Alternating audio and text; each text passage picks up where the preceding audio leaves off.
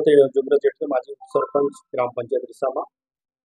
मोर्चाचे जे कारण आहे की ज्या अर्थी महाराष्ट्र सरकार मागील 10 वर्षापासून जो आमगाव वासी आणि इतर 7 गावापासून जो खेळ खेळत आहे आठमिचोलीच्या, त्याकरता हा आज उद्या दिनांक 4 जुलैला आपण 12 वाजे या मोर्चाचे आयोजन केलेलं आहे. त्याच्या मागचे असं कारण आहे की 2013 पासून महाराष्ट्र सरकारने, जेव्हा काँग्रेसची आघाडीचे सरकार होते तेव्हा त्या सरकारने स्वतंत्र तालुकांना राज्यातील सर्व तालुकांना नगरपंचायतचा दर्जा दिलेला होता आणि त्या दर्जा दिल्याच्या नंतर आमगाव ही नगरपंचायत झाली होती.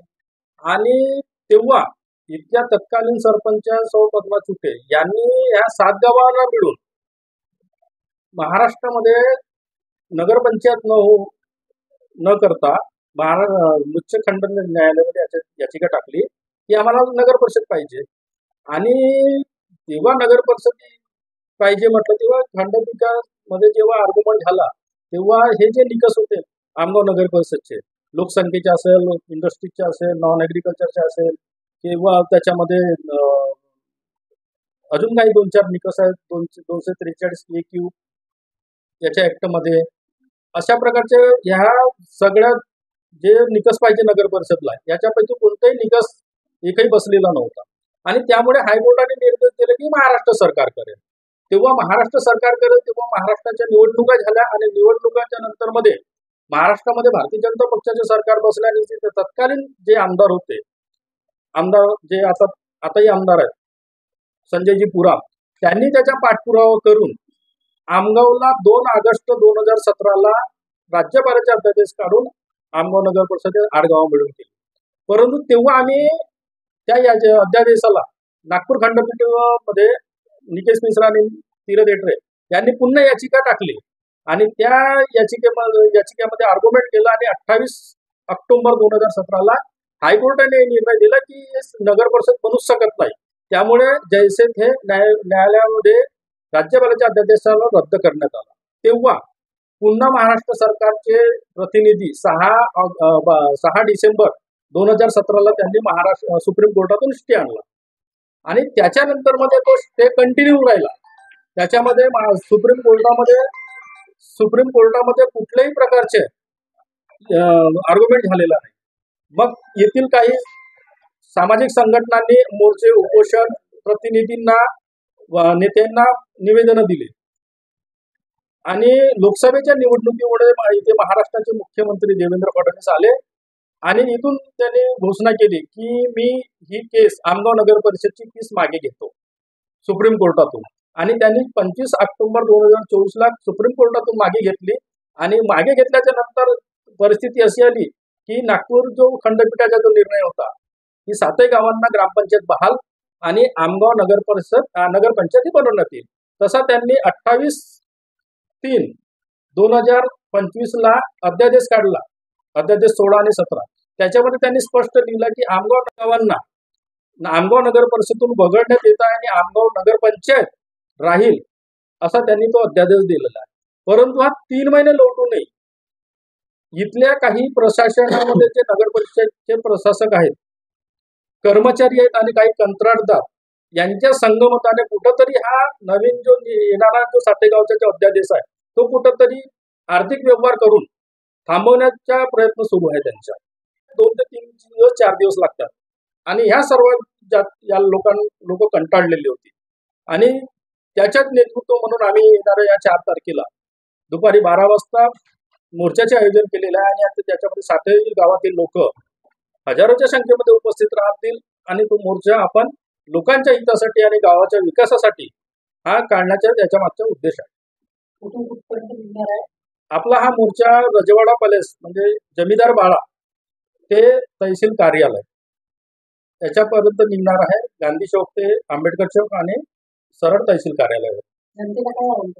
मी जनतेला आवाहन करेन की जास्तीत जास्त संख्येमध्ये उपस्थित राहून या मोर्चाच्या माध्यमातून सरकारला आपण विनंती करू की आमच्या गावाला स्वतंत्र ग्रामपंचायतचा जो अध्यादेश आहे तो लवकरात लवकर काढून देतील आणि आम्हाला आमच्या गावाचा जो विकास आहे, अनेक योजना आहेत. आज ग्रामपंचायतमध्ये खूप साऱ्या योजना आहेत, ज्या योजना नगर परिषदेला नाहीत त्याच्यापेक्षा 2 पट योजना आहे हे ग्रामपंचायतला आहेत आणि ते फक्त आणण्याचं सामर्थ्य तिथल्या लोकप्रतिनिधीला असायला पाहिजे.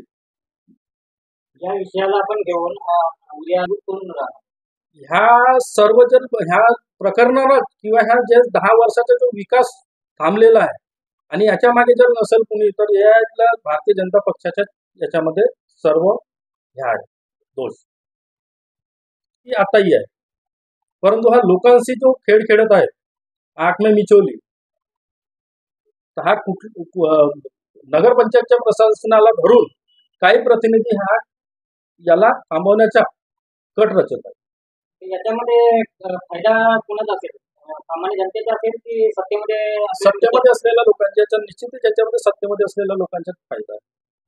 कारण की आमगाव नगर परिषदमध्ये भ्रष्टाचारचं इतकं प्रमाण वाढलेलं आहे आणि जे रोड रस्ते बनत आहेत ते प्रॉपरली गावामध्ये बनत नाहीये.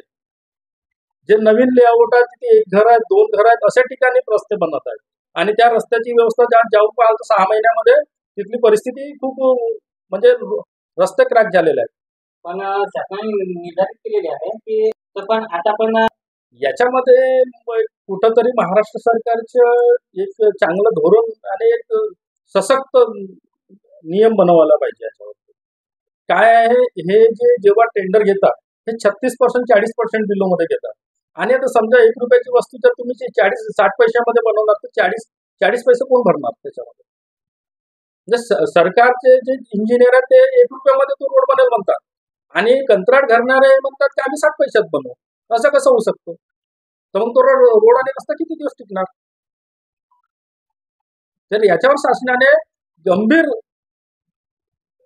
ह्या करून सनी याच्यावर एक कमिटी बसवा किंवा याच्यावर एक टेंडरची प्रक्रिया त्याच्यामध्ये एक रेशो द्या तुम्ही की फक्त एवढ्या पर्सेंटेज पर्यंत तुम्हाला टेंडर भरता येईल. परंतु टेंडर आपल्याला मिळायच्या या दृष्टिकोनातून प्रत्येक कंत्राटदार तो बिलो जेवढं जाता येईल त्याला ते जातो आणि मग त्या रस्त्याची काय अवस्था होतो? बिल निघेपर्यंत चांगला दिसतो. बिल निघाला की 3 महिन्यामध्ये त्याच्या मग तुम्हाला सिमेंट उघडताना दिसतो, गिट्टी निघताना दिसते. साईड काही नगर परिषदच्या याच्यामध्ये रोडामध्ये साईडिंग भरल्या गेलेली नाहीये. आता तुम्ही काही ठिकाणी जा. पब्लिक की डिमांड ये नहीं थी कि हमको नगर परिषद में जोड़ा जाएगा, उसके कारण हम लोग को पब्लिक की तरफ से हमको कोर्ट में शरण देना पड़ा कि भाई हमको नगर परिषद नहीं चाहिए, हमको हमारी स्वतंत्र ग्राम पंचायत चाहिए। इसलिए मैं, निकेश मिश्रा और तीरथ हेटरे, हम दोनों ने हाई कोर्ट की शरण लिया और हाई कोर्ट में यानी ये नगर परिषद बनाने के लिए ऑलरेडी गवर्नमेंट के जीआर में पास किया हुआ है कि नगर परिषद बनाते समय जिस क्षेत्र को नगर परिषद बनाया जा रहा है उस क्षेत्र में 65% इंडस्ट्रियल एरिया होना चाहिए और उसके बाद में 35% नॉन एग्रीकल्चर लैंड होना चाहिए। मगर महाराष्ट्र गवर्नमेंट ने ये सब नियम को जीआर को बाजू में रख के अपनी हिटलर शाही से उसने 8 गांव को नगर परिषद बनाया। उसके बाद में हम लोग ने कोर्ट की शरण लिया। उसके बाद में जीआर में नहीं बैठने के कारण हाई कोर्ट ने उस महाराष्ट्र गवर्नमेंट की जो नगर परिषद की अधिसूचना जारी की थी उसको हाई कोर्ट ने रद्द किया। उसके बाद में हाई कोर्ट ने ग्राम पंचायत बनाया और आमगांव को नगर पंचायत बनाया। उसके बाद में कोर्ट में, सुप्रीम कोर्ट में गवर्नमेंट शासन ने स्टे लेके रखा है। आज स्टे लेने में कम से कम 10 साल हो गए। 10 साल से पब्लिक घरकुल के लिए वंचित है।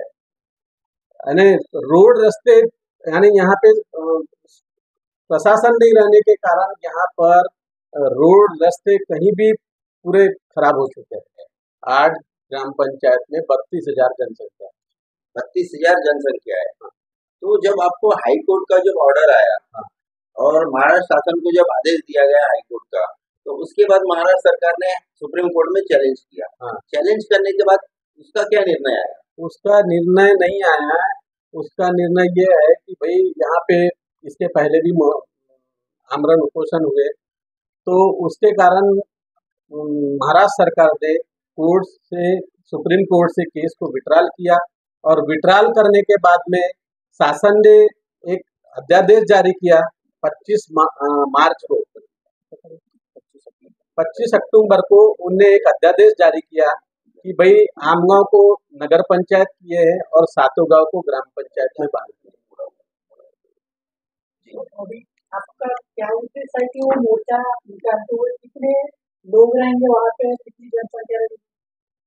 उसमें करीब यानी सातों आठों गांव मिला के करीब 500 लोग रहेंगे ना मोर्चे के अंदर।